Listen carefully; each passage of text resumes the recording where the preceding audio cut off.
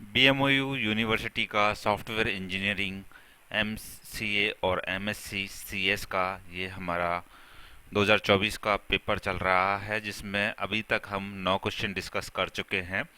आज से हम सेक्शन सी, जो कि लॉन्ग आंसर टाइप क्वेश्चंस हैं, उसको स्टार्ट करेंगे।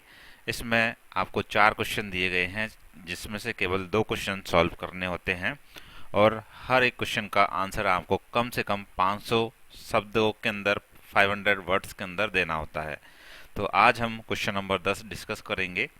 Right the advantage and disadvantage of the prototype model and waterfall model. तो इस क्वेश्चन के अंदर दो मॉडल्स के बारे में पूछा गया है। एक तो है प्रोटोटाइप मॉडल और दूसरा है वाटरफॉल मॉडल।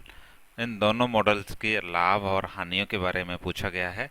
चलिए देखते हैं। प्रोटोटाइप मॉडल का डायग्राम आप देख सकते हैं। प्रोटोटाइप मॉडल के अंदर क्या होता है कि यूज़र की जो इनिशियल रिक्वायरमेंट है उनको समझ करके हम एक जल्दी से एक मॉडल बनाते हैं। इसी मॉडल को हम प्रोटोटाइप मॉडल बोलते हैं। तो आप देखेंगे, सबसे पहले यूज़र से हम रिक्वायरमेंट लेते हैं, फिर उसको डिज़ाइन करके एक जल्दी से एक मॉडल बना देते हैं। फिर मॉडल बनाने के बाद फिर से यूज़र से हम चेक करवाते हैं, यूज़र का एवेल्युएट करवाते हैं यूज़र से एवेल्यूएशन होने के बाद फिर उसको रिव्यू करते हैं और यूज़र की रिक्वायरमेंट के बाद फिर से अपडेट करते हैं, डिज़ाइन करेंगे दोबारा से और फिर दोबारा उसको प्रोटोटाइप बना करके एक मॉडल बना करके उसको दिखाएंगे। फिर यूज़र अपना फीडबैक देगा, उसमें कोई कमियां बताएगा, फिर उस कमियों को हम रिव्यू करेंगे और अपडेट करेंगे। उस अपडेट के हिसाब से हम डिज़ाइन बनाएंगे और डिज़ाइन बनाने के बाद फाइनली एक नया मॉडल फिर से बनाएंगे। इस तरह से हम यूज़र से रिक्वायरमेंट गैदर कर करके एक नया प्रोटोटाइप मॉडल बनाते हैं, जब तक कि यूज़र सेटिस्फाई नहीं होता। जैसे ही यूज़र सेटिस्फाई होगा हम उसको डिप्लॉय कर देंगे और फिर उसके बाद टेस्ट करके मेंटेन करेंगे। तो ये है आपका प्रोटोटाइप मॉडल। तो हम देख सकते हैं, the prototype model is a software development approach where a working model of the system is build quickly. तो प्रोटोटाइप मॉडल जो है वो सॉफ्टवेयर डेवलपमेंट की ऐसी अप्रोच है जिसके अंदर काम करने वाला मॉडल हम शुरुआत में ही जल्दी से बना करके यूज़र को दिखाते हैं, to understand user requirement better. तो यूज़र की रिक्वायरमेंट को और अच्छे से समझने के लिए हम उसको जल्दी जल्दी फटाफट से एक मॉडल बना करके देते हैं, ताकि यूज़र उसके अंदर अपना फीडबैक दे सके और उस फीडबैक के हिसाब से हम आगे डेवलप कर सकें। After feedback it is refined until the final system is developed. तो जो हम फीडबैक लेते हैं उसके हिसाब से हम आगे काम करते हैं। तो ये है हमारा प्रोटोटाइप मॉडल। तो नीचे लिखा भी है हिंदी में, प्रोटोटाइप मॉडल वह तरीका है जिसके अंदर हम कार्यशील मॉडल जल्दी बनाते हैं, ताकि यूज़र की रिक्वायरमेंट को, यूज़र की ज़रूरतों को अच्छे से समझा जा सके और फिर यूज़र से फीडबैक लेकर इसको सुधारते हैं जब तक हमारा फाइनल मॉडल, फाइनल सॉफ्टवेयर तैयार ना हो जाए। अब बात आती है प्रोटोटाइप मॉडल के फ़ायदे क्या हैं। तो पहला फ़ायदा तो ये है कि यूज़र प्रोटोटाइप को देख करके अपनी ज़रूरतें साफ साफ बताते हैं। तो better requirement understanding, users can see the prototype and clarify there needs. तो यूज़र एक वर्केबल कॉपी देख सकते हैं जिसकी वजह से वो और अपनी रिक्वायरमेंट बता सकते हैं कि इसमें ये होना चाहिए। सेकंड है अर्ली फीडबैक। एरर्स और gap are detected early in the project. कोई गलती है या कोई कमी है तो उसको शुरुआत में ही पकड़ लिया जाता है, क्योंकि यूज़र बता देता है, अरे अरे ये तो मैं नहीं चाहता, आप ये गलत बना रहे हो। तो हम स्टार्टिंग में ही डिटेक्ट कर लेंगे, आगे हम नहीं बढ़ेंगे। तो ये इसका एक बड़ा फ़ायदा है। थर्ड है user involvement. Continuous user participation improve satisfaction. User का लगातार जो भागीदारी इसके अंदर हो रही है, इससे यूज़र को एक संतुष्टि मिलती है। ये भी एक एडवांटेज है प्रोटोटाइप मॉडल का। नेक्स्ट है reduced risk of failure. Early validation reduces chance of project failure. हम शुरुआत में ही यूज़र से वैलिडेट करवा करके चल रहे हैं सभी चीज़ों को, तो प्रोजेक्ट के फेलियर होने के चांस काफ़ी कम होते हैं। Flexibility in design. Requirements can be change easily at early stages. तो जो रिक्वायरमेंट है वो शुरुआती चरणों में बदलना आसान होता है इसके अंदर, ये भी एक बेनिफिट है इसका। अब बात करते हैं डिसएडवांटेज की, तो कमियां क्या क्या हैं। फर्स्ट है टाइम कंज्यूमिंग। बहुत ज़्यादा चेंज होने से और प्रोटोटाइप में बार बार बदलाव होने से जो हमारा फाइनल प्रोजेक्ट है वो डिलीवरी उसकी डिले हो सकती है। तो too many changes in prototypes में delay final delivery. Costly if over used, मतलब आप बार बार प्रोटोटाइप बनाएंगे तो इससे कॉस्ट भी इंक्रीज होगी। Building multiple prototype increase cost. Next है स्कोप क्रीप। कंटिन्यूस चेंजेस में lead to uncontrol project scope. आप बार बार चेंज करवाएंगे तो यूज़र की एक्सपेक्टेशन भी बढ़ जाती है और यूज़र अनएक्सपेक्टेड चीज़ें भी आपको बताता है, जिससे कि जो प्रोजेक्ट का दायरा है वो अनियंत्रित हो जाता है। तो कुल मिलाकर के जो प्रोटोटाइप मॉडल जो है ये बड़े प्रोजेक्ट के लिए सही नहीं है, क्योंकि बड़े प्रोजेक्ट के अंदर प्रोटोटाइप बनाना बहुत ही कठिन है।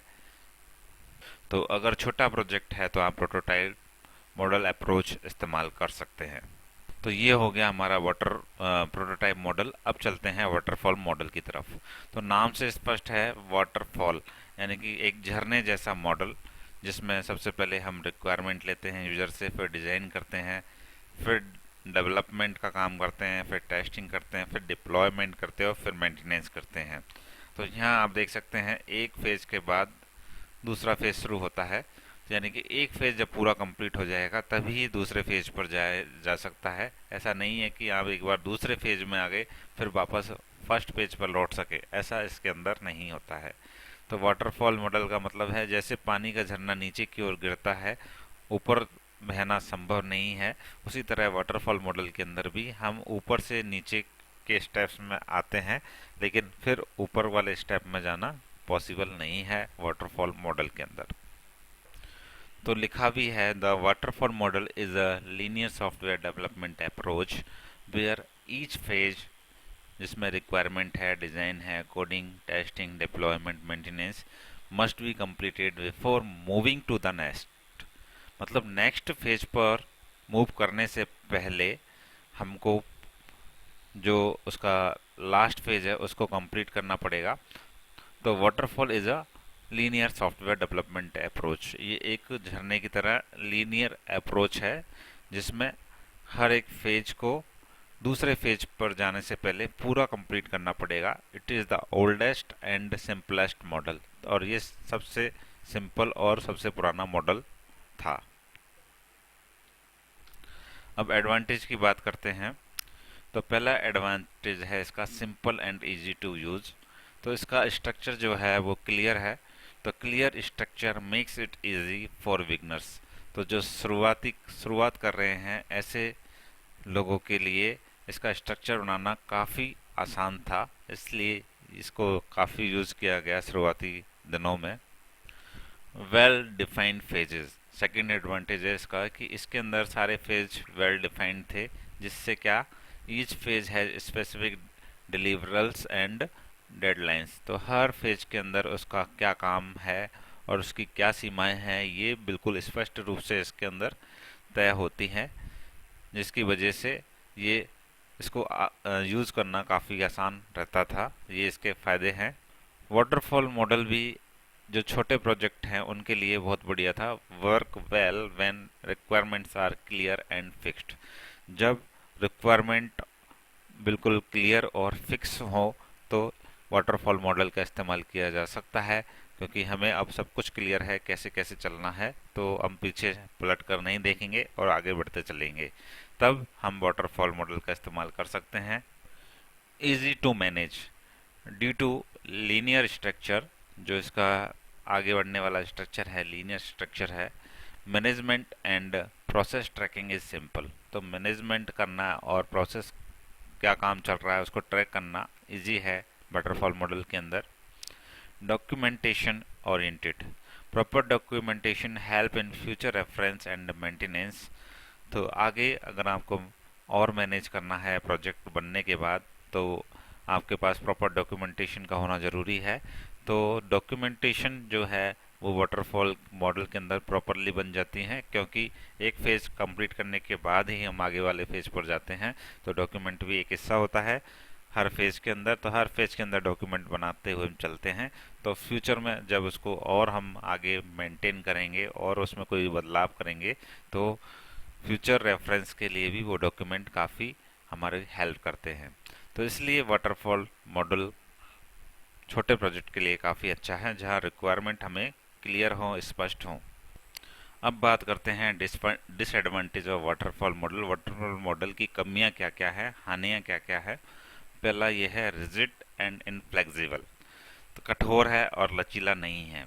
तो once a phase is complete it is difficult to go back. तो ये पीछे नहीं जाने वाला इसका कंसेप्ट है, यही इसका एक डिसएडवांटेज है। कठोर है और लचीला नहीं है, पीछे हम नहीं जा सकते हैं, इसलिए ये हम बड़े प्रोजेक्ट के अंदर इस्तेमाल नहीं करते हैं। ये एक इसका डिसएडवांटेज हो गया। Pure requirement handling, poor requirement handling, मतलब if requirement changes the model fails. एक बार हमने इसको बना लिया और फिर यूज़र की रिक्वायरमेंट बदल गई, तो ये प्रोजेक्ट फेल हो जाएगा और ये मॉडल भी फेल कर जाएगा। तो लेट टेस्टिंग इसका थर्ड डिसएडवांटेज है। Errors are detected at the very late stage, increasing cost. तो जो भी गलतियां हैं वो सबसे लास्ट में पता चलती हैं, क्योंकि हम यूज़र फीडबैक भी इसके अंदर लास्ट में लेते हैं। तो errors are detected at very late stage, increasing cost, जो कि हमारे प्रोजेक्ट की कॉस्ट को भी इंक्रीज करता है।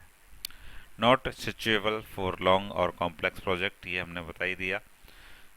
Can not handle in evolving requirement, तो बदलती ज़रूरतों को संभाल पाना इस मॉडल के बस की बात नहीं है, इसलिए ये बड़े प्रोजेक्ट के लिए उपयोगी नहीं है।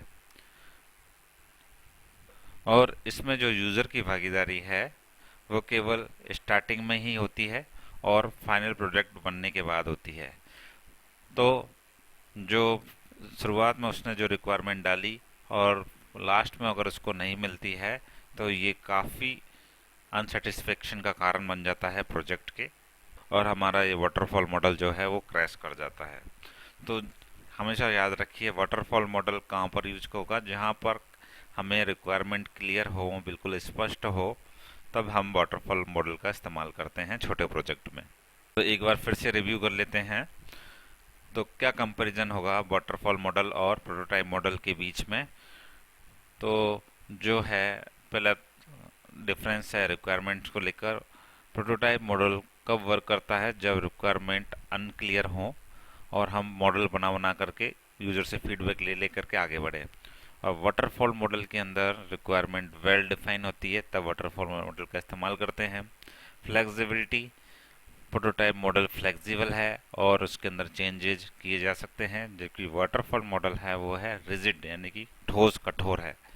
Changes are hard to handle, और चेंजेस अगर हैं तो उनको हैंडल करना काफ़ी मुश्किल है। नेक्स्ट है यूज़र इन्वॉल्वमेंट। तो प्रोटोटाइप मॉडल के अंदर तो बहुत ज़्यादा यूज़र का इन्वॉल्वमेंट हो रहा है और कंटिन्यू हो रहा है। हर प्रोटोटाइप बनने के बाद हम यूज़र से पूछ रहे हैं क्या आपको यही चाहिए था, जबकि वाटरफॉल मॉडल के अंदर हम केवल स्टार्टिंग में और लास्ट में यूज़र फीडबैक लेते हैं। कॉस्ट और टाइम की बात करें तो इसमें बहुत ज़्यादा चेंजेस हो सकते हैं प्रोटोटाइप मॉडल के अंदर। बार बार यूज़र को दिखाना, उसको बनाना तो कॉस्टली है, टाइम कंज्यूमिंग है, जबकि वाटरफॉल मॉडल को बनाना सस्ता पड़ता है। और जो फिक्स रिक्वायरमेंट है उन्हीं के लिए हम वाटरफॉल मॉडल इस्तेमाल करते हैं। जबकि रिस्क की बात करें तो प्रोटोटाइप मॉडल के अंदर रिस्क काफ़ी कम रहता है, और अगर कोई प्रॉब्लम है तो वो शुरू में पकड़ में आ जाती है, जबकि वाटरफॉल मॉडल के अंदर रिस्क ज़्यादा है। हम जो फीडबैक है वो लेते ही यूज़र से लास्ट में है। और नेक्स्ट है कि कौन से यूज़र्स के लिए सही रहेगा, जब हम कॉम्प्लेक्स प्रोजेक्ट बनाएं, थोड़ा कॉम्प्लेक्स हो, जिसमें यूज़र इन्वॉल्वमेंट की हमें आवश्यकता हो, तो हम प्रोटोटाइप मॉडल का इस्तेमाल करेंगे। और स्मॉल, सिंपल और स्टेबल प्रोजेक्ट के लिए हम वाटरफॉल मॉडल का इस्तेमाल करेंगे। तो कंक्लूजन की बात करें तो दोनों मॉडल्स के अपने एडवांटेज हैं, डिसएडवांटेज हैं। प्रोटोटाइप मॉडल जब उपयुक्त है जब हमें जो रिक्वायरमेंट हैं वो अनक्लियर हो और यूज़र फीडबैक बहुत ज़्यादा इम्पोर्टेंट हो तो प्रोटोटाइप मॉडल, अगर रिक्वायरमेंट फिक्स हो और छोटा प्रोजेक्ट हो और तो हम वाटरफॉल मॉडल इस्तेमाल कर सकते हैं।